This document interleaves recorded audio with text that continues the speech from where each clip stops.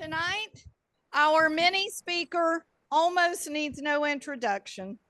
Paul was one of our mini speakers last year, and I told him on the survey that we did at the end of the year last year, it was requested to have Paul back as a mini speaker. So he is our first two-time around mini speaker. And I asked Paul, what is the title of what you will be talking about tonight? And he told me it is a continuation of the talk that I gave in April, that he gave, but this is Paul's quote, in April 2012. So some of you may have been at that meeting and you've been holding on all this time waiting for part two. So Paul, we're ready for part two.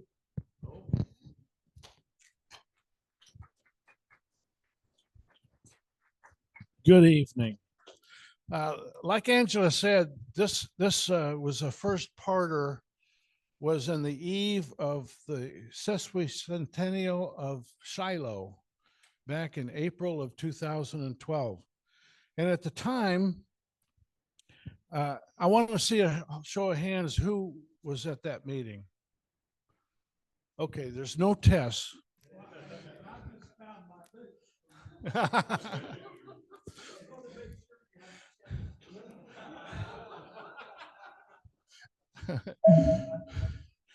Is it the right?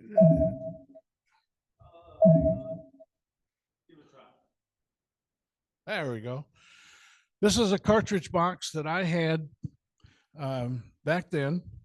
It is a Confederate-made cartridge box made in Shelbyville, Tennessee by brothers of Bivens in Shelbyville.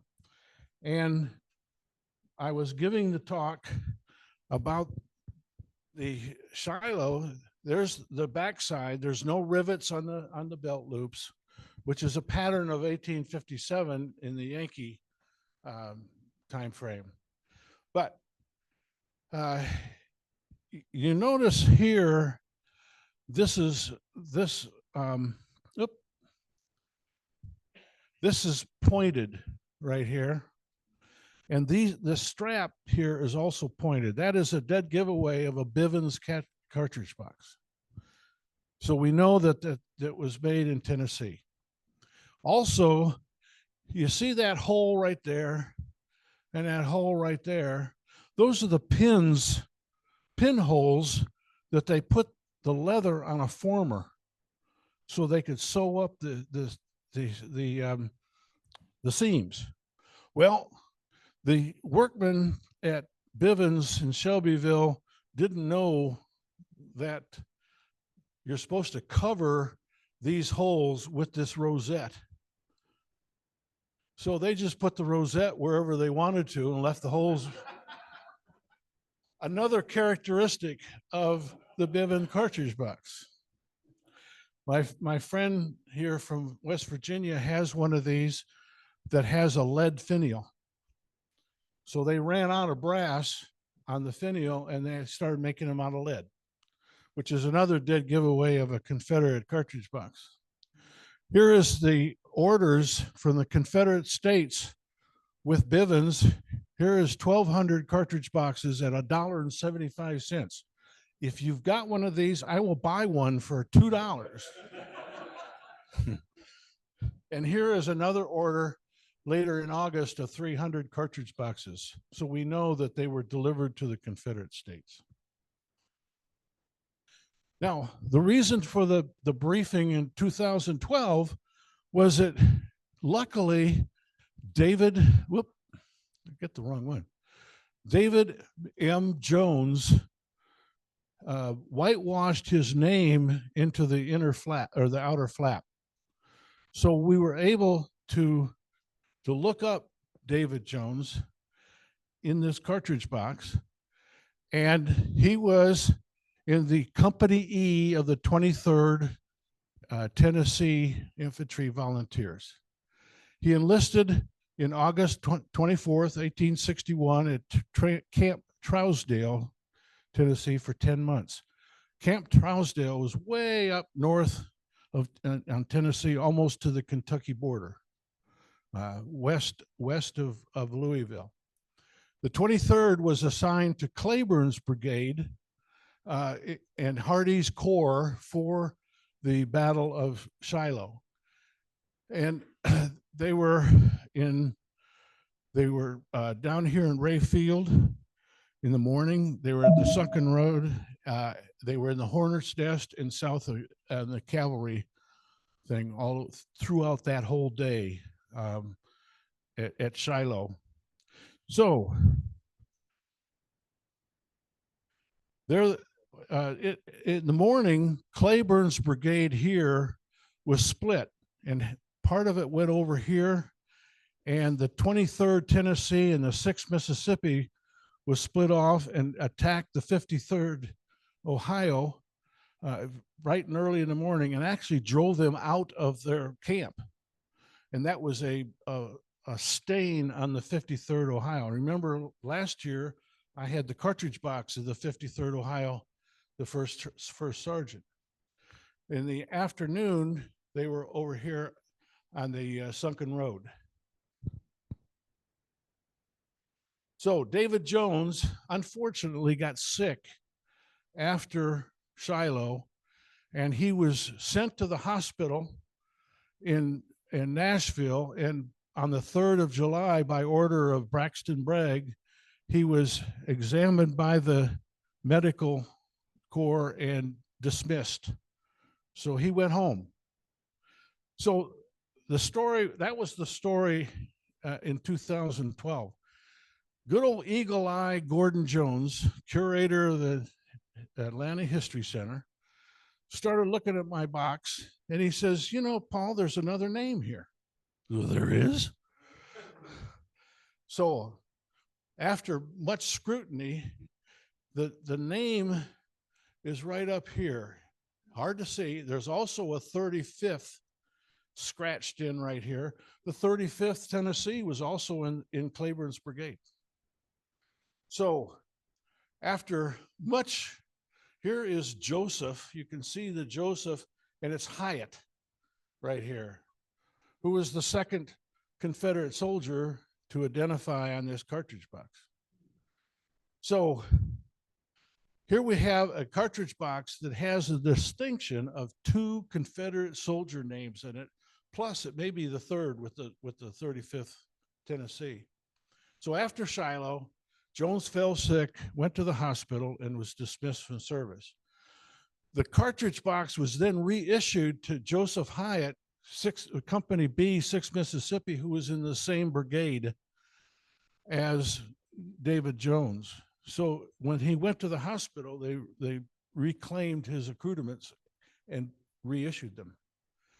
Both regiments were in Claiborne's brigade, and it's probable that his box was turned in and when he went to the hospital and reissued. The box may be issued to the 35th Tennessee at some time, because there's the 35th is cut into the inner flap, outer flap. So Joseph Hyatt. So that was another rabbit hole I got to go down. He enlisted in September 1st, 1862 at Brookhaven. Brookhaven is just north of Interstate 10, around where 65 intersects. They were assigned to Adams Brigade, Loring's Division, Hardee's Corps. This is the 6th Mississippi. So the 6th Mississippi was normally a Western regiment. They stayed in Mississippi a lot. They fought in the Fort Hudson. They fought the Navy coming up the Mississippi River down there. And in May 3rd, 1st to the 3rd, they were at Port Gibson. The Yankees were coming in from the west. Then on the 16th, they were at Champions Hill. Here is Port Gibson right down here. They were in the battle there on the 1st, and then they stayed along Big Bayou Pierre as skirmishers to try to delay the Union from going up to Raymond. From there, they went up to Edwards Station. And meanwhile, the Yankees had gone to against Raymond and the first battle of Jackson. So the 6th Mississippi and the brigade was right here. There's a road between Edwards Station and Battle of Raymond. This battle is normally called Champions Hill, if you recognize that. But it was also called Baker's Creek. Baker's Creek runs along here. Here is Edwards Depot, quite a bit of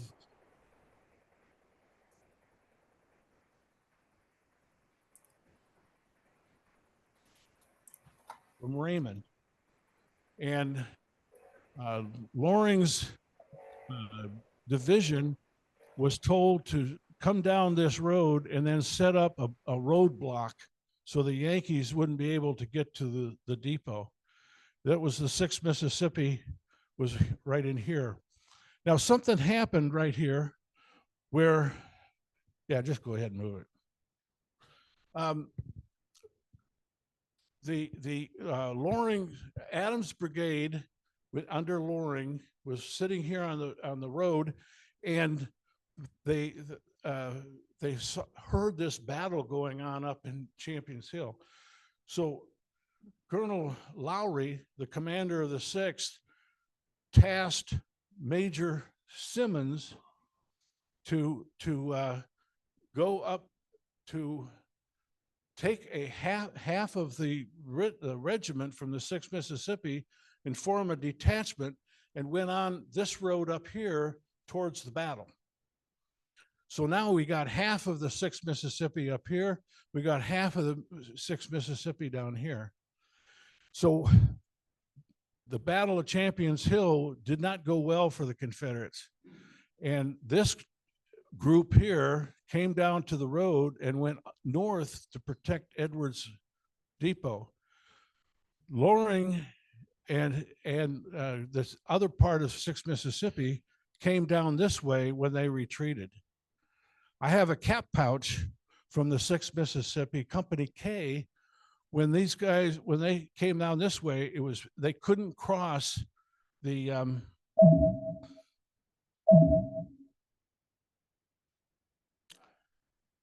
next slide. There you go. They couldn't cross the Big Black River right here. So they came out of here, came down here, and stumbled into a Union camp who's bivouacked for the night. And they got captured, unfortunately. That's the cap pouch. But so half of the 6th Mississippi came over here, became in this battle of the bridge, and then was taken up by Pemberton and ended up in the siege of Vicksburg, which they got to spend a couple of months eating rats. Okay, so the rest of Joseph Hyatt. Major Stevens, his detachment went north and got into the siege of Vicksburg, and the rest of them that didn't get captured was in the Battle of Second Jackson. And for the winter of '63, they were in Mississippi already. So they got to see their families and all that stuff, except for Joseph Hyatt, who was in Company B. Company B got tasked to be the provost guard of Jackson. So they ended up in a frame building for the winter, and his buddies got to go home. So that was fair. In March of April, General Polk decided that there was a whole bunch of ruffians, and they were deserters. They were people, draft dodgers. They were gangs, whatever, in central Mississippi. So the 6th Mississippi was to go out and get these draft evaders and ruffians, and they did that for two months. In May of 64, General Johnston wrote a telegram to all the Corps commanders saying, I need help. I need reinforcements in Georgia. Sherman is on their way. So General Polk was the first one to volunteer, and the whole Corps was transported from Demopolis, Alabama by rail and wagon to Rome, Georgia. And they ended up to be in the Battle of Resaca, and they ended up on the Battle of New Hope Church. Unfortunately, on the 26th of 1864, Joseph Hyatt was wounded near Mount Zion Church, which is close to New Hope Church. On the 27th, he was sent to the hospital, and unfortunately, he and his documentation was not found anymore. So now, the 6th Mississippi, even though Joseph Hyatt wasn't there, ended up in the Kennesaw Mountain battlefield. If you go down Stylesboro, eastbound, and you get to the mountain, look left. The 6th Mississippi was posted from Stylesboro Road to the railroad tracks, and that was their line of battle for the Kennesaw Mountain.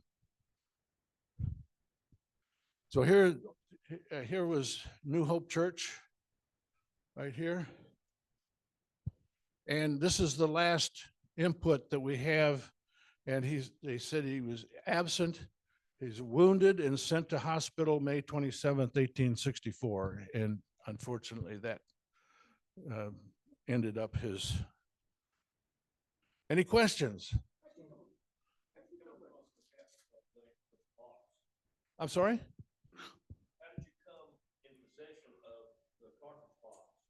I got it. That's a strange story. My buddy, we had 5 of these boxes at the old Nashville show. And I said, I'm the only one that doesn't have one of these things. And I walked down, and 2 dealers down had this box laying on the table.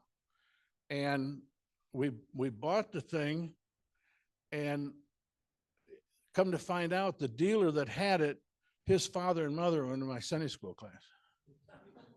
He was from Cartersville. So it provenance. Yes, sir.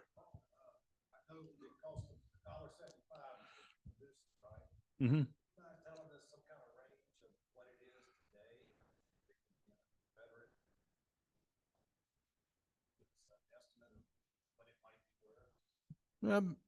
Let me hold it first. I'm in close reach. It's probably about 2,000.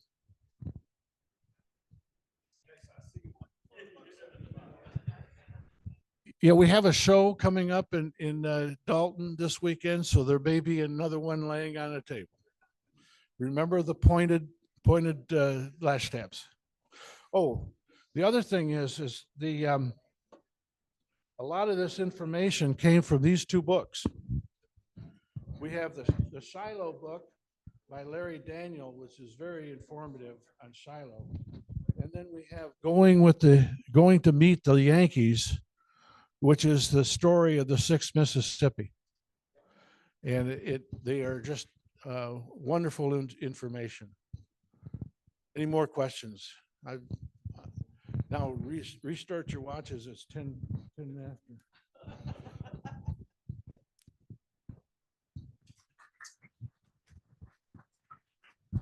Thank you, Paul. Very good. That after the meeting for people to look at. Okay, yeah. Paul will have a table out in the lobby after the meeting.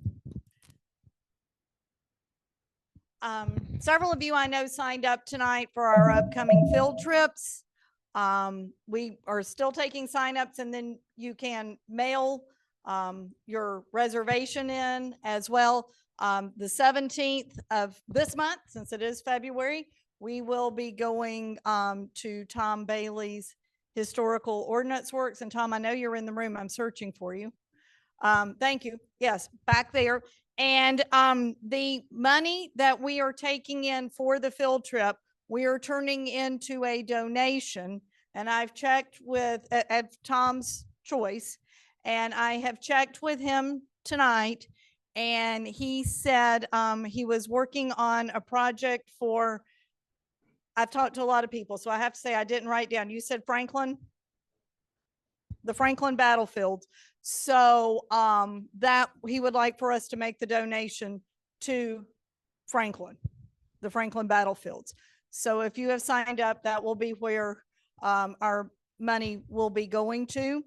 And then in March, the 23rd, we will be doing a walking field trip of the Peachtree Creek battlefield, and Bob Jenkins will be doing that one.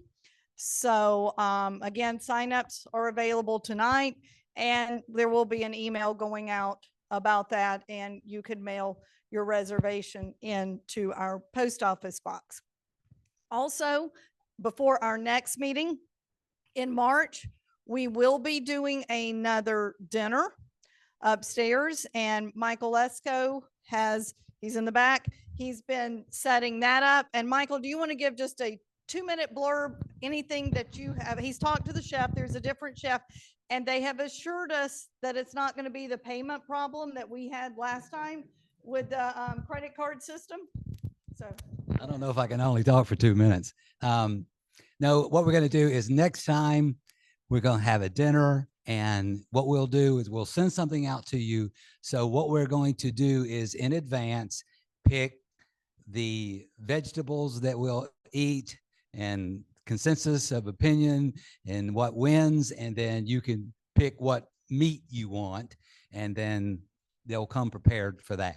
So does that make sense? Yeah, I think 5 o'clock to give people time enough to eat and get here on time and so forth. And it's going to be upstairs in the dining room up there, you know, and it may be for like many of us. It's been a while since I've eaten up there. So I'm looking forward to that part of it. thank you, Michael. Thank you. Yes, Tom, what? I'm sorry, I can't hear you. Say it again. No, it's on the day of the meeting, the March meeting, March 7th. March 7th, before our March meeting. And at 5, wait till the email comes out to you. We say for sure, but we did the dinner at 5:30 last time, and we were really pushing it to get people down here. So we are thinking we're going to bump it up, but there will be an email coming out to everybody with those details. But it is a great time to visit and socialize. Our bayonet raffle, we're continuing to sell tickets. We've sold tickets tonight. We will sell tickets again at the March meeting. And then at the end of the March meeting, somebody will go home with the bayonet. So if you haven't gotten your tickets, please do so. We have those available. Larry, you want to come up, recognize our visitors and new members, returning members? We have a lot of visitors tonight. It's a good thing for somebody to come and tell me they needed more visitors tonight. Yeah. Thank you. First of all, I'd like to recognize 3 people signed up as members this evening. Would you please stand up? And I know you've been here before. We don't need introductions because we have introduced you in the past. Thank you. And welcome to our group. And there are 3 who are first-time visitors here. If you would just stand up and let us know how you found out about the group.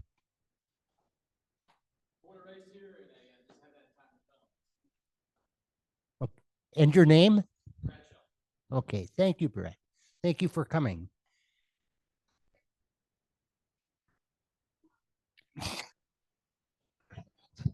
I'm sorry.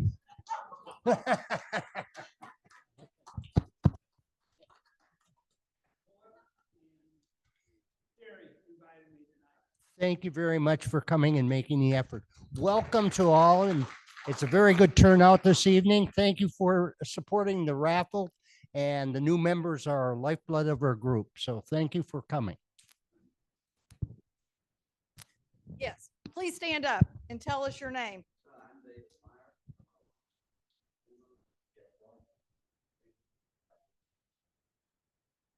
Well, thank you for coming. Bill Curry. I'm gonna give Bill a moment to speak.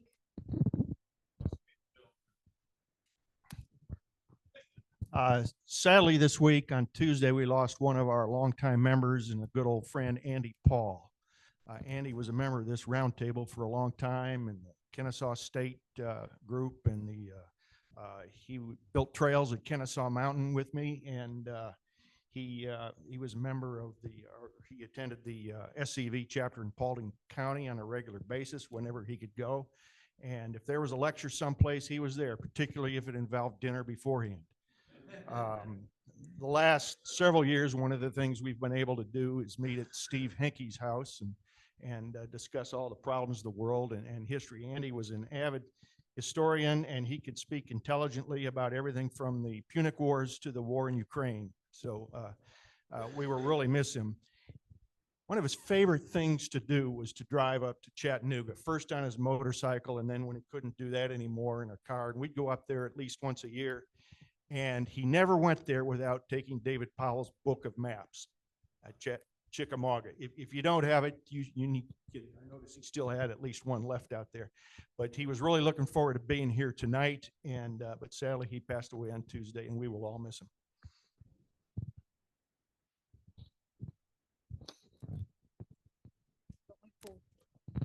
I'm looking at my list. I think I've got everything covered. And Michael, we're ready to turn it over to you so you can introduce our speaker tonight.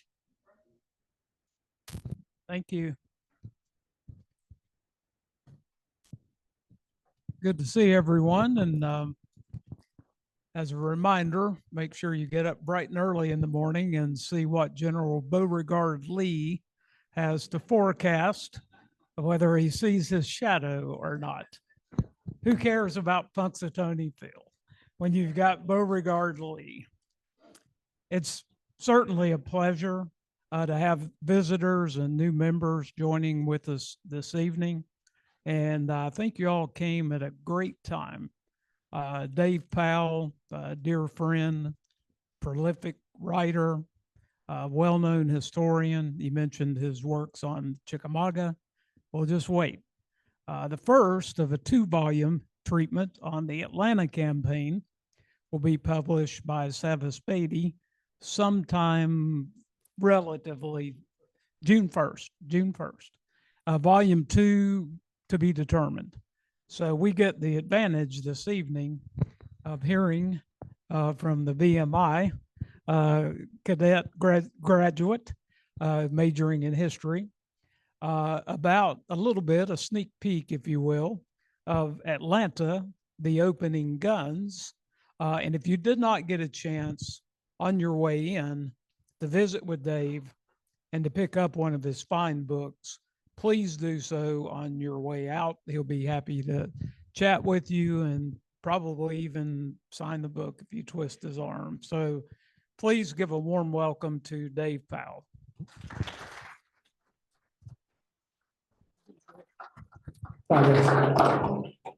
Hello? Yeah, that works.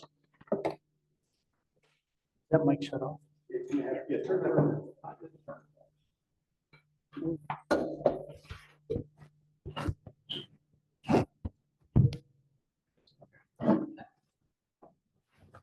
Feedback.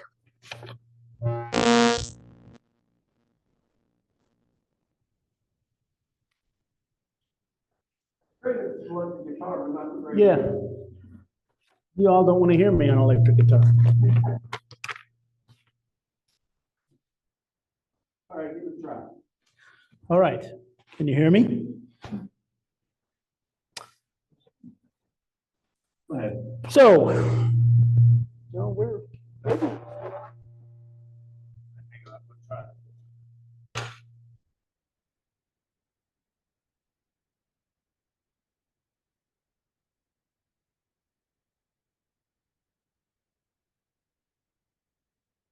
Me too, but then again, I had this thing high.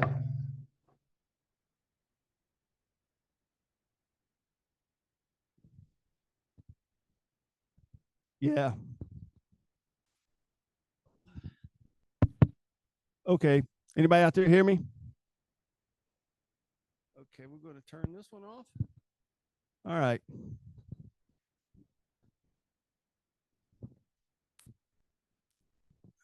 Good evening. How are you all? Sorry to hear about your loss of your friend. In my own roundtable, we have said goodbye to several. It seems to be an inevitable process in roundtables.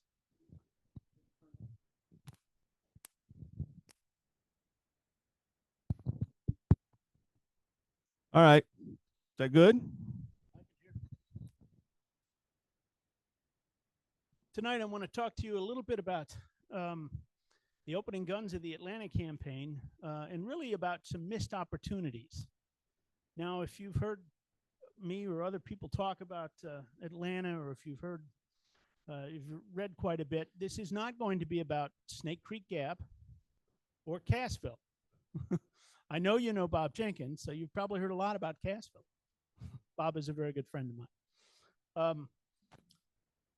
But before we get into the sort of the details of these missed opportunities, I'd like to talk a little bit about this painting.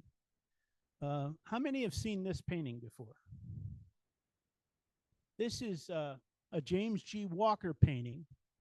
He did some more famous paintings. He did the Lookout Mountain painting that's up there at the Visitor Center, atop Lookout Mountain with Joseph Hooker. He did the Horseshoe Ridge painting that for a long time graced the cover of the brochure for Chickamauga National Military Park. And he was a wartime artist. He was commissioned by the United States Army to paint scenes of the battlefield. But after the war, he was commissioned to do some other projects. And one of them was the Battle of Resaca. This is a painting of the Union 20th Corps, which at that time belonged to Joseph Hooker. One of Joseph Hooker's friends was Daniel Butterfield, a divisional commander in the 20th Corps. Both Hooker and Butterfield are in this painting. For many years, this painting was lost. It was displayed in the 1870s and 1880s. Then it was kind of rolled up and stored away. It was in New York City for many years. And it got mislabeled as a copy of the Gettysburg Cyclorama.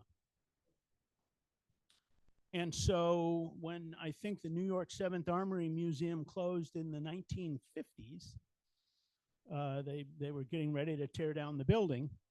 The New York Military Museum, which is up in Albany, or not Albany, Saratoga, rather, they shipped it up there, and the New York Military Museum never opened it because it said it was a copy of the Gettysburg Cyclorama. And one day in the 1980s, somebody unrolled it. And as you can tell, it's not a copy of the Gettysburg Cyclorama. And that's when they discovered the provenance of it and figured out what it was. It's an interesting view. We don't have a whole lot of depictions of the period terrain around Resaca and around many Atlanta campaign sites. Today, I was coming from Alabama, and I drove through much of Paulding County to get here. And everything in Paulding County is under road construction. I'm sure you know that. That's no secret there. But you see how rapidly and how much things have changed. But anyway, I try and tout this painting whenever I can because I'm fascinated by the story of it. And it pertains directly to what we're going to talk about tonight. Joseph V. Johnson, the Army of Tennessee commander, placed in command of the Army in December 1863 after the defeat at Missionary Ridge. Jefferson Davis, Braxton Bragg offers his resignation after that defeat. Jefferson Davis feels that he has no choice but to accept it. And then there's a 2-week period where President Davis tries to find anybody but Joseph E. Johnson to take command of the Army. But people keep pointing out other people to him who he hates worse than Joseph E. Johnson, namely Pierre Gustave Toutant Beauregard. And so finally, in mid-December, Davis offers command to Johnson, and Johnson accepts. Johnson and Davis had some strategic issues that never got resolved. I won't go too much into the background about why they disliked each other. I'll touch on a couple of points. The first was that Johnson was a very defensive-minded general. He retreated from Northern Virginia in 1862. He retreated up the peninsula in 1862 to the very gates of Richmond, with Davis constantly hectoring him all the time. When are you going to fight? When are you going to attack? He's wounded on May 31st, 1862, when Robert E. Lee takes command of that army. And you probably all know the rest of that story.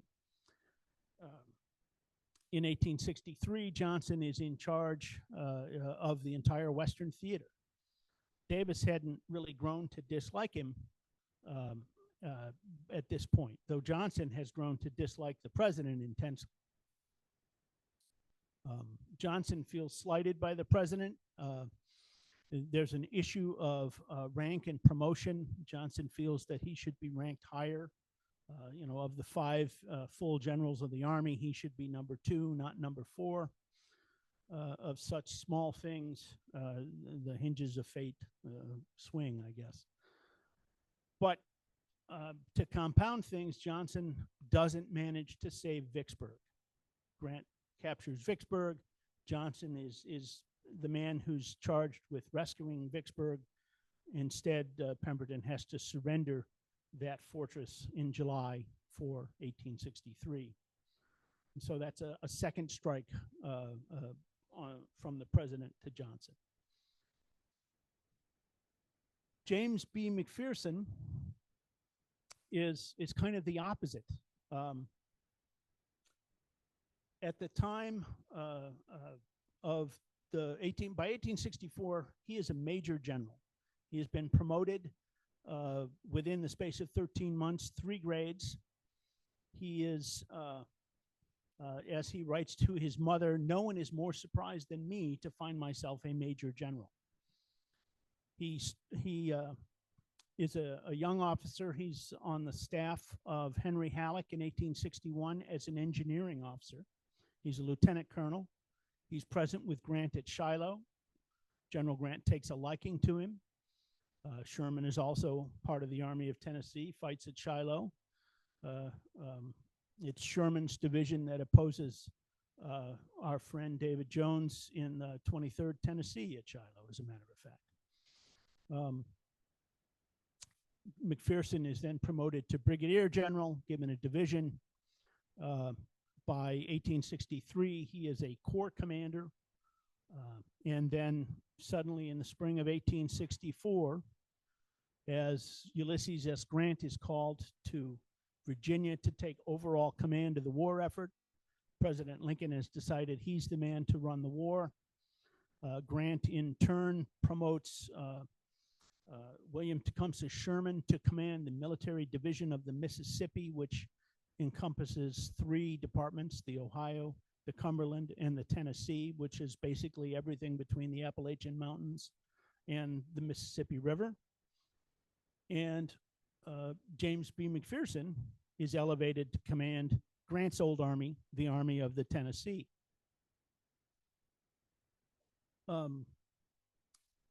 Those are the career tracks. Johnson believes that he has essentially been stagnated, almost ushered out of the war, just before he's given command of the army, the Confederate Army of Tennessee in Dalton. he tells a fellow officer that Jefferson Davis will never give me such an important command. 2 days later, he gets a telegram saying, take command. McPherson, by contrast, almost doesn't know why he's been elevated so quickly, why he's risen to such heights. We need to talk a little bit about the Confederate strategic problem. Davis wanted to take the war to the north. President Davis was a firm believer in offensive warfare. In Robert E. Lee, he found a general who also believed in offensive warfare. And so Lee attacked. Lee invaded the north twice. Lee counterattacked on battlefields. Joseph E. Johnson was much more defensive minded. Some would say cautious. Some would say overcautious.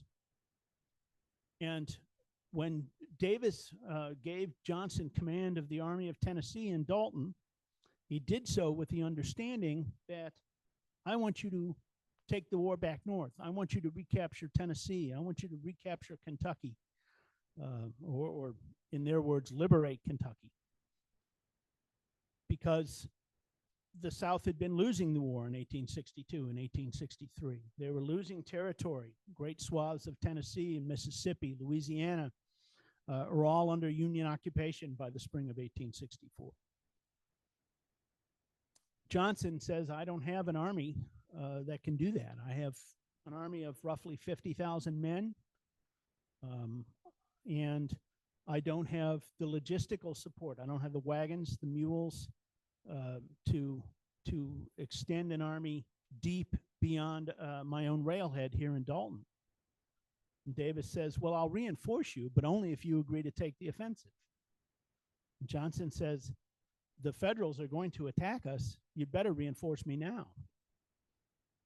And so that debate is never resolved. It begins really in January, almost on January 1st or 2nd, when Johnson, just after Christmas, actually, Johnson arrives in Dalton and assumes command. He'd been in Mississippi. And he finds a letter of instruction from President Davis waiting for him. And Davis outlines all of this strategy. And they're still arguing about this on May 2nd, when it becomes apparent that William T. Sherman and the newly recruited, heavily reinforced Union armies, all three of the Union armies that are now gathered in Chattanooga, the Army of the Ohio under John M. Schofield, the Army of the Cumberland under George Thomas, and our friend General McPherson with the Army of the Tennessee, the Union Army of the Tennessee, in all about 100,000 men. So Johnson is outnumbered 2-1. And Paul described that movement. Leonidas Polk gets a telegram that says, I need reinforcements. The War Department in Richmond, Davis and Seddon say, well, reinforce General Johnson with all of your, or not all of your available force. Actually, they say whatever force you can spare, which turns out to be virtually the entire Army of the Mississippi, or Army of Mississippi, sorry, which is 2 infantry divisions and a cavalry division. Leonidas Polk comes himself, virtually strips his department, and brings another almost 20,000 men, which raises Johnson's numbers to a very sizable force. But still, that force will take 3 weeks to arrive in total. Because the Confederates waited so long and couldn't make up their minds and couldn't settle on a strategy, the last of those Confederate troops won't arrive really until almost June. It'll take almost 3 weeks, I said, nearly a month, to get those troops across Mississippi to Rome, Georgia, and then join the army. In the meantime, Sherman has advanced.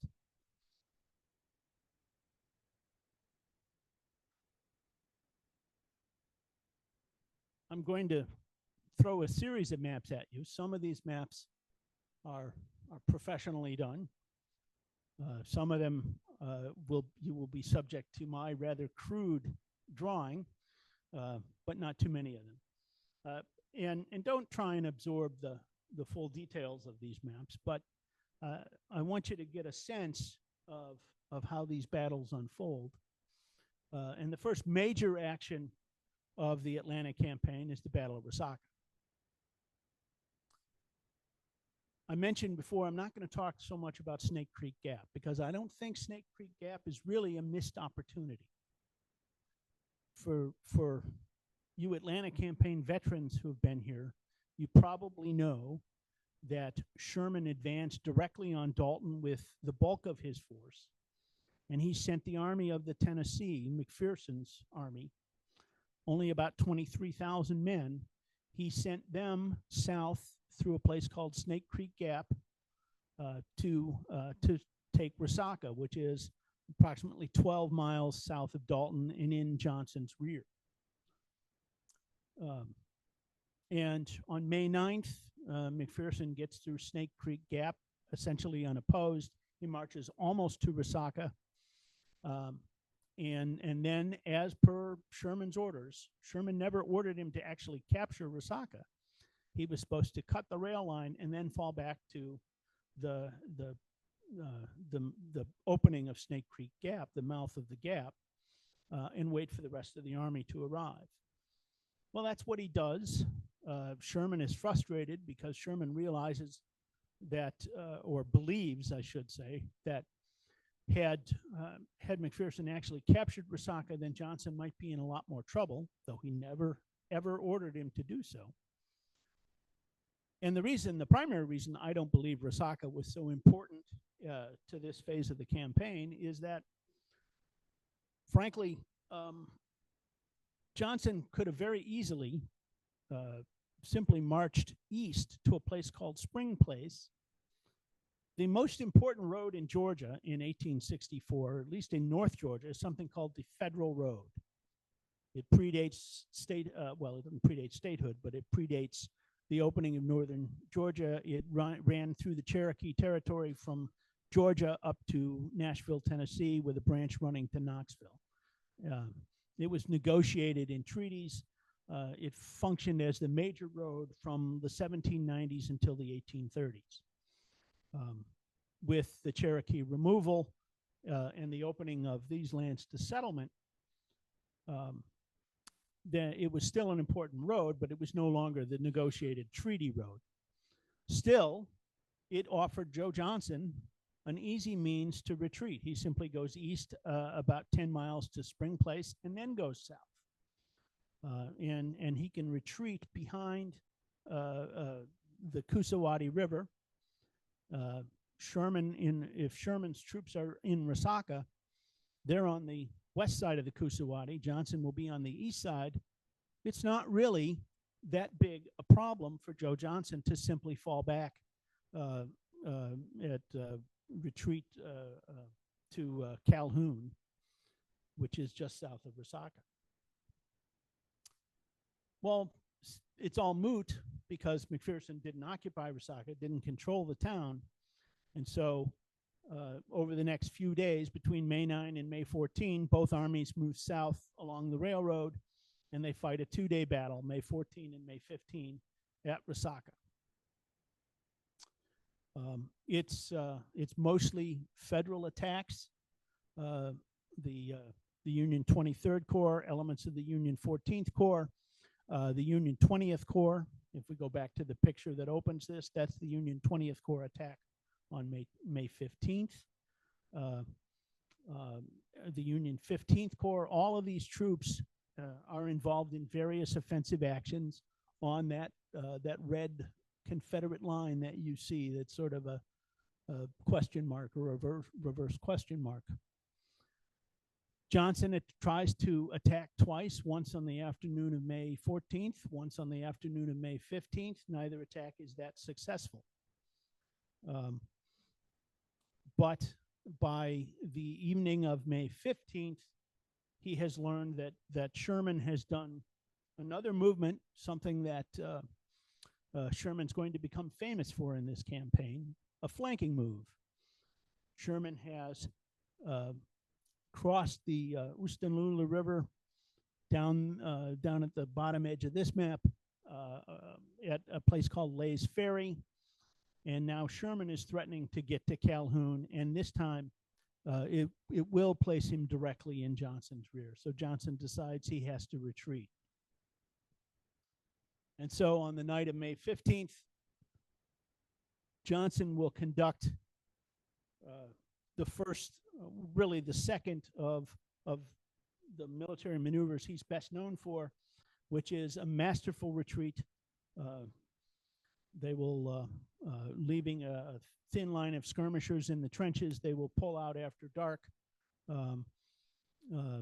Johnson develops a real flair for this. He's done it often enough, and he will continue to do it through the campaign. But here we do come. This shows you the fighting at Lay's Ferry. You'll see Calhoun down there in the lower right. That's the Western and Atlantic, the white line. That's the rail line. Johnson needs that rail line. He can't afford to let the Federals get control of it south of him because he can't get too far from it. And remember, I said he doesn't have the wagons and the mules.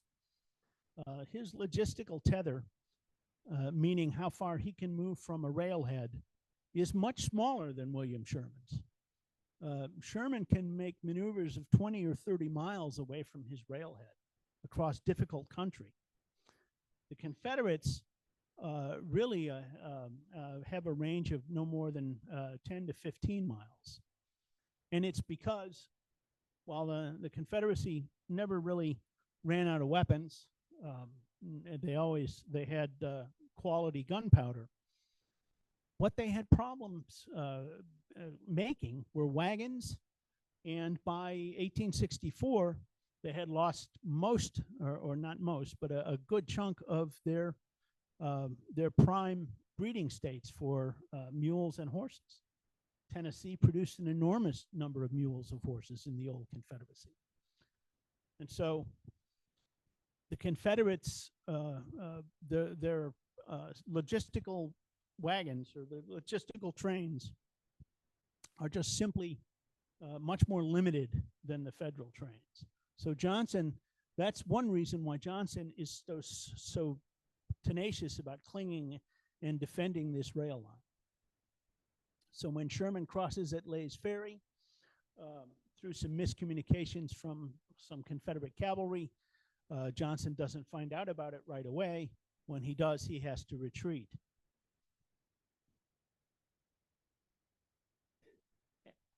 But in retreating, he does get an opportunity here. The first really important opportunity of the campaign. General Johnson's stated strategy after the war, he put it in his memoirs, he put it in various articles, he told it in telegrams to Jefferson Davis. His plan was always to fall back. He would grow in strength as the Confederate reinforcements came to him. Sherman would be weakened both by combat and by the need to detach troops each place he went. And then when the armies were more nearly equal, remember Johnson is at a 2-to-1 disadvantage by the beginning of the campaign on May 2nd. 50,000 Confederates to 100,000 Federals. Numbers can be confusing because everybody counts them a little differently. Johnson, for instance, will insist that his numbers he's closer to outnumbered to 3-to-1 because he quotes a figure called effectives, and he says he only has about 43,000 effectives. But not to get into too many details about that, effectives basically counts only men in the ranks with rifles, doesn't count officers, doesn't count other things. Whereas General Sherman uses the same term, he's going to count effectives as well. But Sherman's definition of effectives is not just men with rifles in the ranks, but officers, short-term sick, anybody who's with the Army, basically, except for some Teamsters. So when Sherman says he has 110,000 effectives, he really means he has about 98,000 combat troops. When Joe Johnson says he has 43,000 effectives, he really has, by the time the campaign begins, he has 55,000. Using if we use the same number for both sides, which is their present for duty number, that's their ratio. So it's about 2 to 1. But Johnson, as he retreats on May 16, Johnson's army is already much stronger. Even though he lost approximately 2,800 casualties in the Battle of Resaca, his army is nearly 70,000 men on by May 16th. And Sherman, who has fought the Battle of Resaca, suffered 5,500 casualties, has already left 3,000 more men guarding his supply lines because they have to garrison Resaca and Dalton and Ringgold. So their numbers are, just as Johnson predicted, the Federal numbers are shrinking, the Confederate numbers are growing. And then Sherman makes a mistake. Resaca is formed by, or at Resaca, 3 rivers, or 2 rivers come together to form the Oostenaula. The Conasauga and the Coosawattee are the 2 tributary rivers. They form the Oostenaula that flows down towards Rome, ultimately. And Sherman is across the Oostenaula at Lay's Ferry. He only has one army has pontoons. The Army of the Cumberland, with George Thomas, is by far the largest army in Sherman's army group, as it were. The Army of the Cumberland, 60,000 men. The Army of the Tennessee under General McPherson is about 23,000 men, less casualties, now about 20,000 men. And then the Army of the Ohio is really just 1 infantry corps and a cavalry division. It's only about 15,000 men. So 60,000, 60,000, 20,000, 15,000. So the Army of the Cumberland is by far the largest single organization. And it's also, they're operating in the Army of the Cumberland's department. So the Army of the Cumberland has all its important military assets, its engineering assets, its pontoon bridges. The Army of the Tennessee it's split. McPherson has a portion of the army here with Sherman in northern Georgia, but the rest of the army's in Mississippi and West Tennessee. Same thing with the Army of the Ohio under General Schofield. Schofield's primary mission is to defend East Tennessee and Kentucky. And so half of his army is up there in East Tennessee or further north into Kentucky. And so McPherson and Schofield are devoting their attention between what's going on in Georgia. And then if you read the official records, you'll go through, they'll be talking about tactical movements in Georgia with General Sherman. And then the very next telegram or dispatch in the records filed under their heading is some minor affair in Memphis or Knoxville. And so they have to devote their attention constantly. They also, like I said, don't have the military assets. So Sherman has given the Army of the Cumberland's pontoon trains to McPherson and the Army of the Tennessee, and that's what they're using to cross at Lay's Ferry. They capture a bridge at Resaca. The Confederates are able to destroy the railroad bridge, but not the road bridge right at Resaca, and they only partially destroy it. And so General Thomas can get one of his corps, the Union 4th Corps, under Oliver Otis Howard across the Oostanula at Resaca. And so on May 16th, McPherson, with about 20,000 men, is approaching Calhoun from the northwest. And General Howard, with 18,000 men, is approaching Calhoun from due north. But Sherman sends the Army of the Ohio and one corps of Thomas's army, the 20th Corps, east of the Conasauga. First, they have to cross the Conasauga. Then they have to cross the Coosawattee. And they discover that unlike what they've been led to believe, the rivers are higher and faster flowing. And so they have real trouble crossing those rivers. So for pretty much all of May 16th, Sherman only has 38,000 men on the south side of the Oostanula. Well, General Johnson has at least 65,000 men. By the 17th, he has 70,000 men. The rest of the Union Army is on the other side of the river. They won't be able to immediately affect any battle. Moreover, if the Confederates attack suddenly, the Union, McPherson and Howard, can't get back across the river. So Sherman has placed these two corps in a great deal of danger, mostly through inattention and some confusion of orders. Generals Hooker and Schofield get their columns mixed up, and their supply trains get jammed up, and so that's an even worse delay.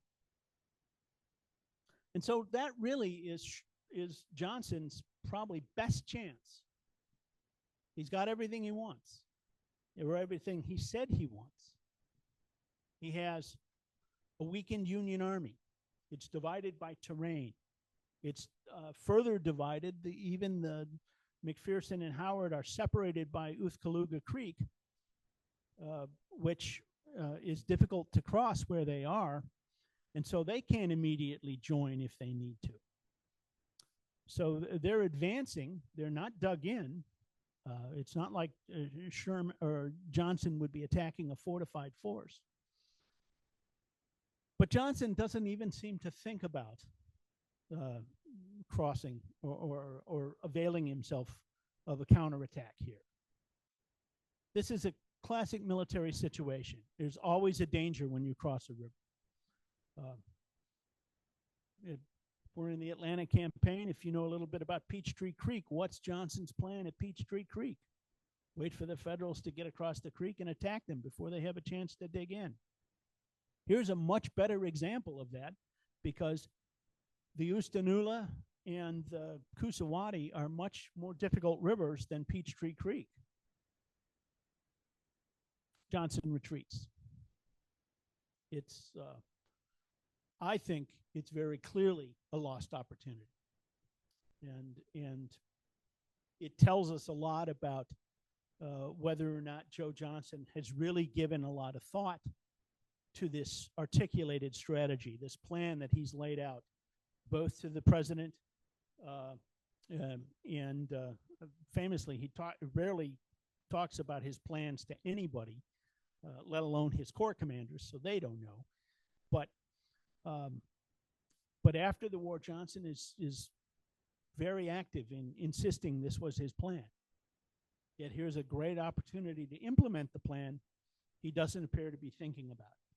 In Johnson's mind, he thinks he has to go much further south, and the Federals will be much more greatly weakened, and then he can attack. But he doesn't seem to be able to seize the moment and avail himself of the opportunity. And what is war except seizing the moment? So that's my first missed opportunity. This shows you the two advances, the compact nature of the Confederate Army arrayed around Calhoun. Please forgive my scribblings.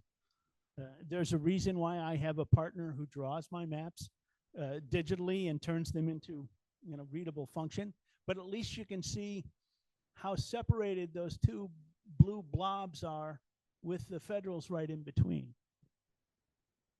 It's a very important moment in the campaign. Since Johnson doesn't attack,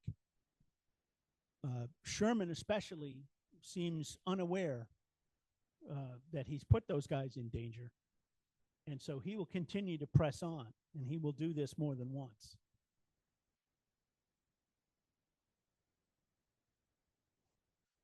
William B. Bate, first colonel of the 2nd Tennessee, wounded at Shiloh, nearly lost his leg at Shiloh, in very close to the 23rd Tennessee. By 1864, he is a divisional commander. He commands the division that John C. Breckinridge led at Chickamauga, rather. He commands a brigade of Floridians, a brigade of Tennesseans, and the famous Kentucky Orphan Brigade. His division is not large, begins the campaign with about 4,000 men. They bear the brunt of a lot of the Federal attacks at Resaca. By the next phase of the campaign, which really happens right around here, when Sherman decides to move to Dallas, the next phase of the campaign in late May, May 23rd to 31st, their strength is approximately 3,600 to 3,700 men, a very small division. By contrast, most Federal infantry divisions are 2 to 3 brigades. There's anywhere between 5,000 and as much as 8,000 or 9,000 men. The biggest division in Johnson's army is about 7,000 troops. So it's not a large command, but it's going to play an outsized role in the next movement, and that is the move on Dallas. After Sherman pursues Johnson, and Johnson, they have their standoff at Cassville, which is a few miles south of Adairsville, well, it goes Calhoun, Adairsville, Cassville. It's the next place where Johnson makes a stand.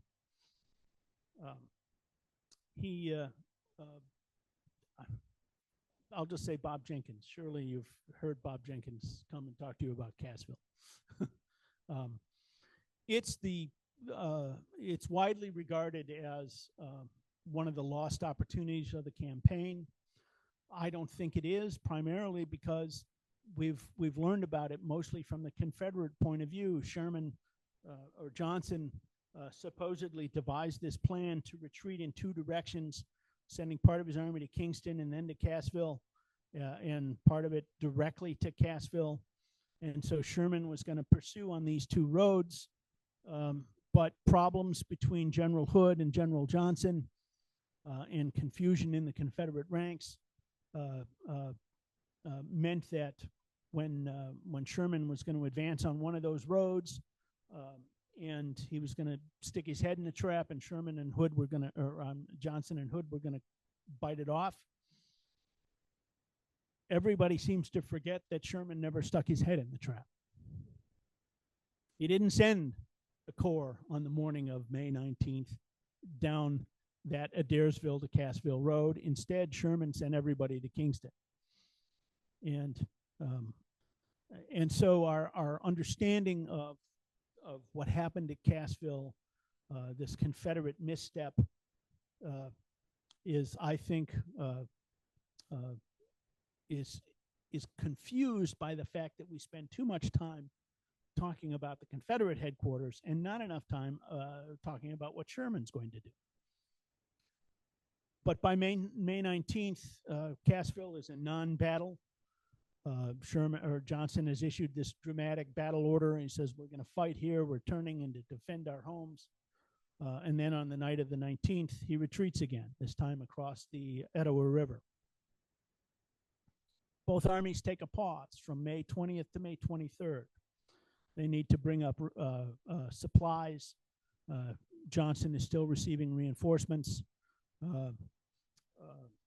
Sherman has troops both coming and going. One of the interesting things about the Atlantic campaign, in 1864, the Confederates were faced with such manpower shortages that they simply drafted everybody. If your enlistments ran out in the spring of 1864, guess what? You were still in the Army. In the Federals, because they had manpower advantages and also because they had a more difficult political situation at home in terms of the 1864 election, they encouraged troops to re-enlist. They promoted, they bribed them with bounties, furloughs, and they got a fair number of Federal soldiers to enlist.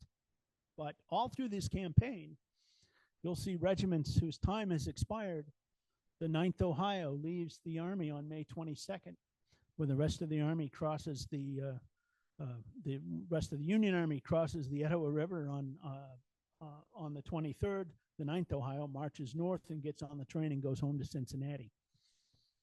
They're an ethnically German regiment. They've basically gotten fed up with the prejudice that they encounter among a lot of nativist, native-born American units, and so there's actually a kind of a wave of German American despair, not despair, that's too strong a word, but disillusionment. And so those German regiments, 12th Missouri, 9th Ohio, et cetera, a lot of them simply don't re-enlist. So Sherman is losing troops from this method too. Of course, he has troops coming back from furlough. They have re-enlisted, they've gone home on their furlough bounties. Now they've come back, they've brought new recruits with them. So the strength of Sherman's armies are always changing, but by and large, Johnson's strategy is still effective. The further south he goes, the more people Sherman has to leave behind him to guard his supply lines. So when Sherman decides his next move is not to try and follow Joe Johnson down the rail line to Allatoona and attack Johnson there in the Allatoona Mountains, but rather he's going to make one of these wide extended moves, and it's actually the up until August, it's the largest flanking move of the campaign in terms of mileage. He's going to send his armies to Dallas. They'll go to Dallas, and from Dallas, they'll turn and cut into Marietta, right where we're standing, as a matter of fact. And once they control Marietta and they control the railroad, they will, if Sherman can move fast enough, he will trap Johnson, and Johnson really will be in dire straits. Johnson beats Sherman to Dallas. Johnson has, in this case, better cavalry intelligence. Johnson is already south of the Allatoona mountain range and doesn't have to march through those mountains. Sherman and his fellow Federals discover that moving from Stylesboro to Dallas and further south is fairly difficult. It takes them a fairly long time. There are some severe rainstorms that swell the creeks and wash out some of the roads. So it takes 2 days to get to New Hope Church. And when Joseph Hooker's 20th Corps reaches New Hope Church on the morning of May 25th, they find an entire Confederate infantry corps in their way. Sherman doesn't believe it, orders Hooker to attack, and that's where we get the Battle of New Hope Church. That's Hood's Corps, primarily A.P. Stewart's division. And it's one of the two bloody attacks that Sherman makes, New Hope Church and Pickett's Mill. Each attack produces about 1,500 federal casualties, and considerably less in terms of Confederate losses. So, but Sherman is effectively blunted at Dallas. But there is a corps coming down from the northwest, and that's McPherson's Army of the Tennessee. And they're coming.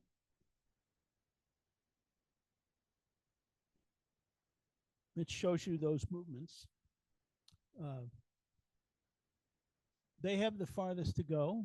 They're the blue lines that are closest to me, and they're coming the farthest south. And on the afternoon of May 25th, they are just north of Pumpkin Vine Creek, a couple of miles from Dallas. Dallas, Paulding County was not experiencing that explosion of growth that I noticed today. Dallas was a respectable little village, but it was about, I think one federal described it as about 24 buildings around a square plus farms and outbuildings. Almost entirely deserted by the time they occupy it. Sherman has this vision. Here's where I should, if I can go forward in time, get the maps for my next book and come back, I will give you a better sense of maps. I do have some maps to show you, but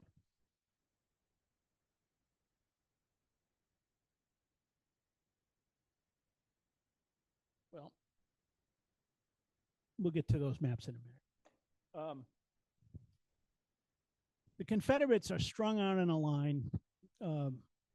May 25th is the Battle of New Hope Church. May 26th, Sherman starts to move to the Union left, the Confederate right. He's moving back towards the railroad in that direction. And that's how we get the Battle of Pickett's Mill, which is a couple of miles east of New Hope Church. And that's fought on May 27th. And the reason Pickett's Mill is fought is that General Sherman thinks that initially he didn't think there was even a Confederate corps in his way at New Hope Church. Once he's figured out on the 26th that there's a corps there, he thinks, well, the rest of Johnson's army can't be there. And so he sends General Howard and the 4th Corps plus a division of the 14th Corps further to the right, to the left, further to the Confederate right, to gain their flank, turn their flank. And so he'll have General Howard attack this way. If you envision me as General Hooker at New Hope Church. And then McPherson will come from this direction, follow those lines, and he will turn the other Confederate flank. He'll move through Dallas, and then he'll attack northeast while Howard is attacking southwest. And so the plan is to roll up both ends of the Confederate flanks and sort of put them in a vise. This plan should have worked, not because Pickett's Mill was correct. Johnson reacted to that move to his right, to the Union left, back east, by sending virtually his whole army. He sent, most famously, he sent Patrick Cleburne's division. But he has 3 corps. Each corps has 3 divisions. By the morning of May 26th, 8 of his 9 infantry divisions are at New Hope Church or east. Only one of them is at Dallas. His smallest, William B. Bate, 3,700 men. McPherson has 20,000 men after we subtract his casualties. Just to make sure that McPherson is strong enough, Sherman has attached the 8,000 men of the 2nd Division of the 14th Corps So now McPherson has about 28,000 men. And if we count, each side has a cavalry division as well. And they're about 3,000 to 4,000 men apiece. So if you add up all the numbers, Bate maybe has 7,000 troops, half of which are cavalry, and McPherson is about 32 or 33,000 troops. So it has a very powerful numbers advantage. Bate has to block the road to Powder Springs and the Marietta Road, and he has to protect that Confederate flank that's strung out along Ellsbury Mountain and up to New Hope Church and then further east. So on the evening of the 25th, after the Battle of New Hope, after Hooker has lost about 1,600 men in futile attacks, Sherman says, okay, we're going to put this big plan together. We're going to hit both flanks. And he sends, not only does he send orders to McPherson to that effect, he sends one of his trusted aides to carry those orders. And that aide comes back, Captain Audenried comes back and says, I've delivered the orders. Here's McPherson's response, and McPherson says, I shall attack at dawn. May 26th, Dallas. What time does, I'm leading you a little, but what time does McPherson enter Dallas? 2 o'clock in the afternoon. What happened to the dawn attack? He ran into skirmishers from William B. Bates' division. He immediately stopped, he dug in, he pulled back. Okay, Sherman says, I understand that miscarried. May 27th, Pickett's Mill. That's this movement of Howard's Corps. We're going to do the same thing. I want you to attack on May 27th. May 27th, dawn, there is an attack. It's by Frank Cheatham's division of Hardee's Corps, the Confederate Army, because a Union brigade has occupied a key hill just outside of Dallas. None of McPherson or his generals seem to know this. This is where we should talk about these two gentlemen. John Logan commands the Union 15th Corps. Kind of love this picture. He seems, I don't know, almost Italian. Sort of, you know, it's like a Parisian street scene or something. John Logan is an Illinois politician. He comes from an area of the state called Little Egypt. It's generally not considered a hotbed of abolitionism. It's got some Copperheadism and pro-Confederate sympathies, and yet, and he's a Democrat. Yet, when the war comes, he's a full-fledged war Democrat. Fully embraces the Union cause. Will become a strong Republican, and he's also, as it turns out, a pretty good civilian soldier, an excellent civilian soldier. After the Vicksburg campaign, Grant says that that Logan is fully capable of commanding an army. Maybe he should have got McPherson's job, but he doesn't. Grenville Dodge is McPherson's other corps commander. He's in he commands the Union 16th Corps. If you're familiar with him at all, you probably know him as the great railroad builder. He will be he's influential in building railroads before the war, during the war, and after the war. It's his expertise and his troops, for instance, that rebuild much of the Nashville and Decatur line in 1864. The line that runs due south to Decatur, Alabama, out of Nashville, that was almost wrecked, almost completely wrecked by the Confederates in 1862. And then another 2 years of war didn't really help it. But by early 1864, it's rebuilt and in good running condition, actually in the best running condition it's ever been. And it's part of Sherman's strategic infrastructure for feeding and supporting his armies. So Dodge is also a civilian. He's from Iowa. He's not a West Pointer. But McPherson, of course, is a West Pointer. He's in the same class as John Schofield and John Bell Hood. They're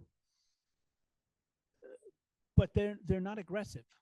Even Logan, who is considered very aggressive, is fairly inattentive on this May 27th when they control this hill that Bate thinks is the key to his whole line and is going to turn his position, which is why Frank Cheatham's infantry division counterattacks at dawn on May 27th to retake the hill. The Federals are very passive. They don't reinforce that brigade. They don't make any effort to hold it. After a brief fight on the morning of the 27th, Logan calls the brigade. It's under Colonel Williamson of Iowa, 4 regiments of Iowans. He calls them back to the main line. And that's all the serious fighting. Obviously, there's skirmish fighting and skirmish warfare going on constantly throughout this period. But that's the serious action of May 27th on this flank. So this, to me, is McPherson's worst moment. It's not Snake Creek Gap, where he didn't have the strength to do the job. He faced an increasing Confederate presence, and he never had orders to do that. It's here where he does have positive orders, at least 3 sets of positive orders from William T. Sherman to attack aggressively. Now, Generals Howard and Hooker do attack aggressively.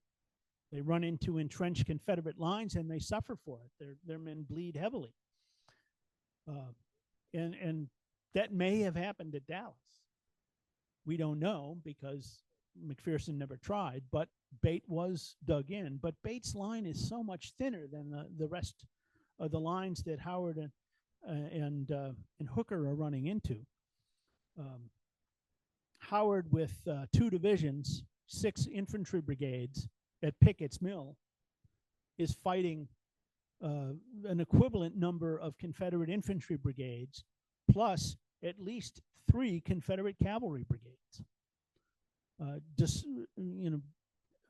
Far from having any significant numbers advantage, the Federals are, if anything, a little bit outnumbered at Pickett's Mill. At New Hope Church, General Hood's infantry corps is 18,000 men. General Hooker's corps is about 19,000 men. The odds are very even there. Hooker attacks on such a narrow frontage that really only 1 Confederate division gets involved. But that division doesn't have to worry about its flanks or it doesn't have any problems because the other 2 divisions are there to secure them and support them. There are reserves. Bate doesn't have any of that. He has some cavalry that's protecting one flank. He has a very thin line of skirmishers that's holding a gap of about 2 miles between him and the next Confederate infantry. And by Bate's own report, by the morning of the 27th, the Federals have captured, or I should say the evening of the 26th, the Federals have captured the key hill that will split him off from the rest of the army. McPherson's failure to attack at Dallas on the 26th, especially, is probably the greatest of McPherson's failings in the campaign. It's not Snake Creek Gap, it's Dallas. And these are some of the maps. One of the things that I'm learning as I go through this and I'm writing, and I've been down here a couple of times already in the past 3 or 4 months to visit what few sites there are left There are more than you think. I don't, maybe I'm talking to a local audience, so maybe you know more than I do. But I'm preaching to a choir. But I've been surprised at how much stuff is still here to go see and get a sense of. The maps, by and large, are incorrect. The one closer to me, the American Battlefield Trust map, has a number of these troops in kind of the wrong place. The other map, the one on the left, is kind of a hidden gem. That's an Ed Barse map, a set of maps that that Barse produced back in the 1960s. They're at Kennesaw Mountain. They're at the park there. But they're a set of 28 troop movement maps that he used topo maps from the 1950s to ground truth and pin the troops on the ground. And then he used the best available reports to show the troops. The Barse map is by far the more accurate, even though I think there are some mistakes in it, or some. The better way to put it is probably he didn't have the depth of resources at the time that we've been able to access through old newspapers and things to give us a much more detailed picture of a lot of these troop movements. But still, the Barse maps are capture a lot of this wonderfully. We certainly intend to do a cleaned up, better job of those maps. They've been tucked away too long, and my understanding is that they were kind of forgotten at Kennesaw for a while, until some years ago somebody said, "Hey, what's this?" And just like the Walker map or the Walker painting, unrolled it and said, "Wow." So anyway, so those are the two missed opportunities that I found so far. Of course, I'm through May of 1864. We haven't talked about June or July. Or you get the idea. Thank you.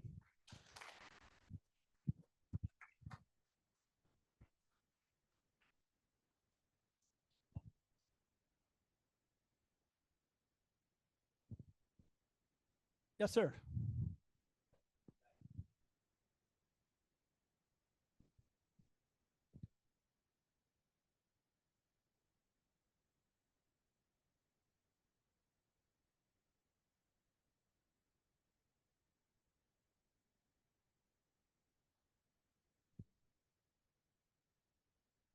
Well, I think he knew.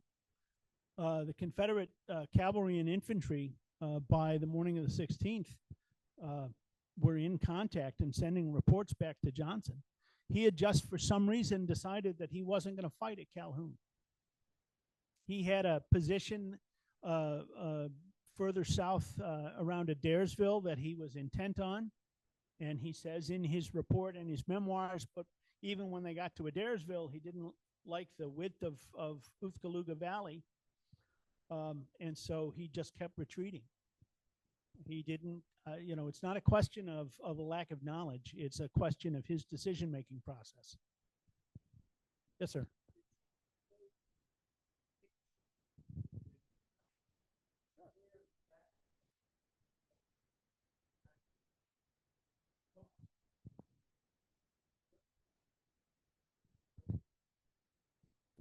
Yes. Are you familiar with Resaca? So this,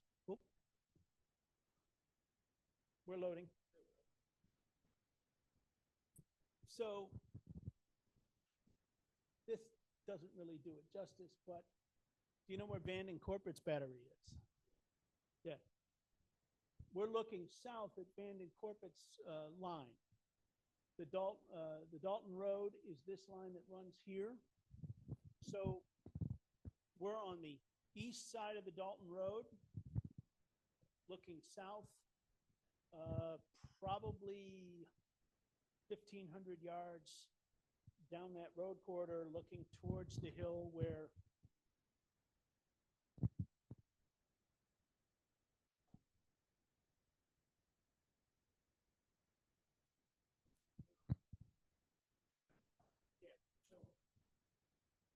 no, we're east of Interstate 75.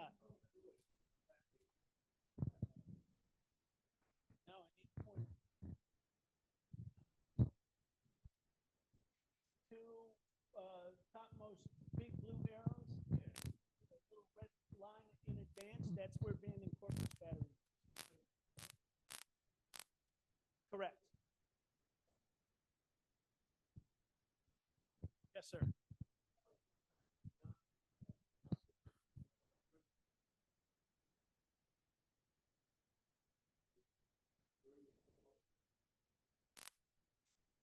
General Hardee wanted to fight at Adairsville, but of course, General Hardee didn't leave us much information. He wrote a few letters. He didn't write his own memoir or anything like that. So he got sick and died in the 1870s, 1873, I think.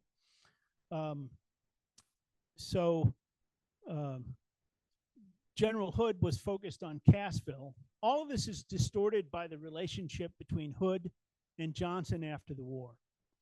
And they're mostly focused on things like Cassville and the replacement of command, and then the battles.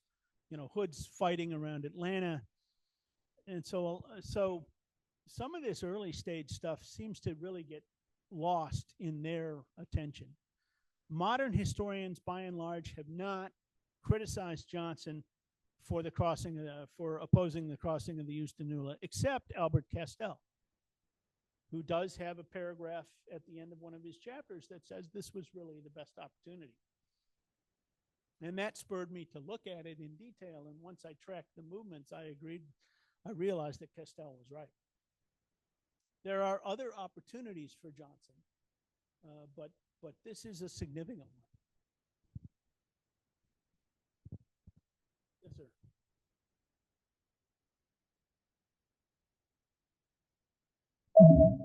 Well, the fighting at Allatoona Pass is in October. It's when Hood goes back north to launch his, yeah. So in May of 1864, Johnson sets up to fight at Allatoona Pass. Sherman says no, thank you, and goes around to Dallas. And so on June 2nd, Union cavalry occupies the pass with just a brief skirmish. Yes, sir.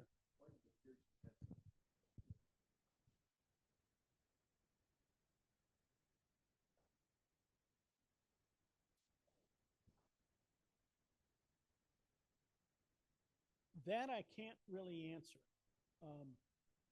And again, I'm not sure that it's a question of bad intelligence rather than extreme caution. They do by and large, those Federals there tend to overestimate. For instance, on May 28th, which I didn't talk about, William B. Bate actually attacks the Union line. Johnson and Hardee and Bate think that Sherman is withdrawing from Dallas. And so they launch a probe, and it turns into a failed attack. But of only 3 Confederate brigades, 2 infantry and 1 cavalry, the Federals will invariably report that as we were attacked by Hardee's entire corps. 3 divisions, 20,000 men. And I'll give you another example. On the night of May 29th, what one Confederate veteran has called the Battle of the Fireflies, there in the night, something touches off an engagement, and everybody starts shooting along 2 miles of battle line. And again, the Federals will report this. The Army of the Tennessee reports in soldiers' letters, and they will say we repulsed 3 or 4 separate attacks. One letter says we repulsed 9 separate attacks. The Confederates were piled high. Bate in his report says, I have no idea what they were shooting at. He thought they were trying to attack him. So part of the culture, I think, of the Army of Tennessee is this sort of extreme caution, at least while McPherson is in command. And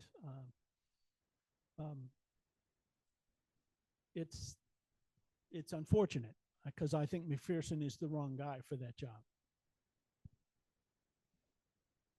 Yes, sir.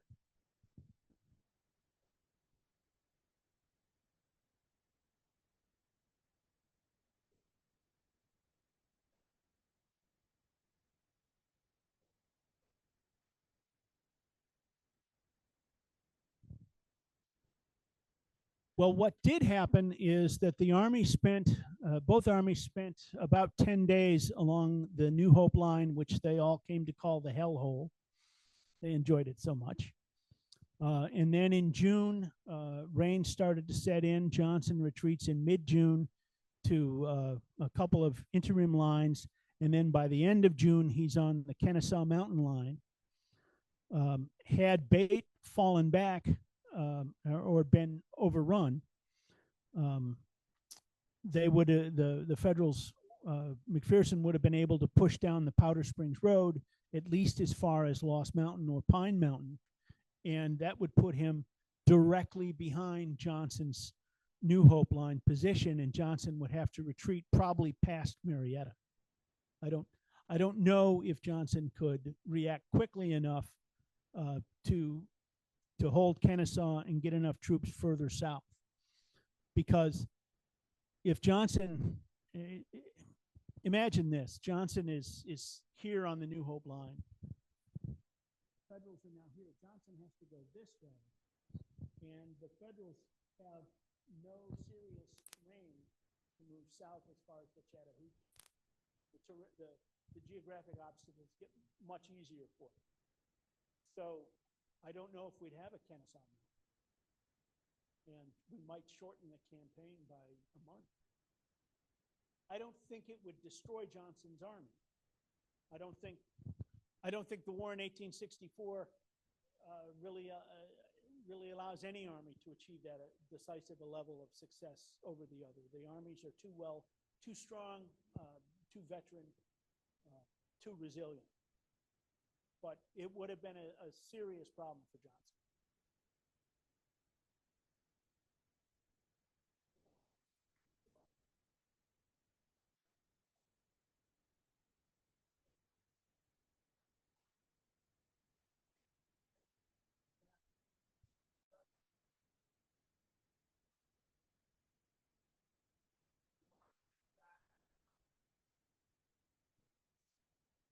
Sort of. He believed in a conventional strategy, but he did want to greatly weaken Sherman's army. Just to give you another example of Sherman's logistical difficulties, Sherman has 15 divisions on the New Hope line, 15 infantry divisions. At any one time during those 8 days, a minimum of 2 infantry divisions are busy shuttling supply trains either to Kingston or from Kingston because there's brigades going back and forth. They have to guard their supply lines. So that's a sizable deduction. That's 10 to 12,000 troops. Johnson and Sherman crosses the Etowah with 83,000, according to him. Johnson's strength is about 75,000. This is the point in the campaign where the two armies are at their strongest. So in terms of conventional fighting, it's Johnson's best opportunity. He does believe in sort of a defensive strategy, but he doesn't believe that the South can win without holding key terrain points.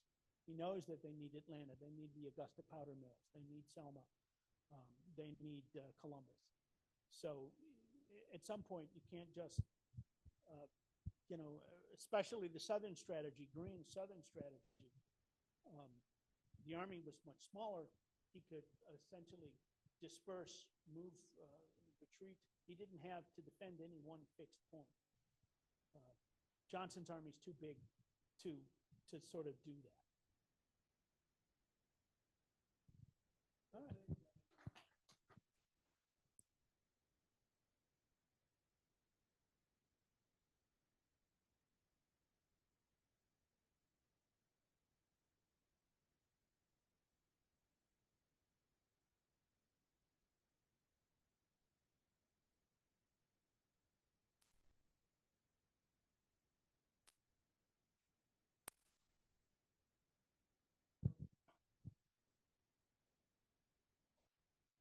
Let me expand on that a little.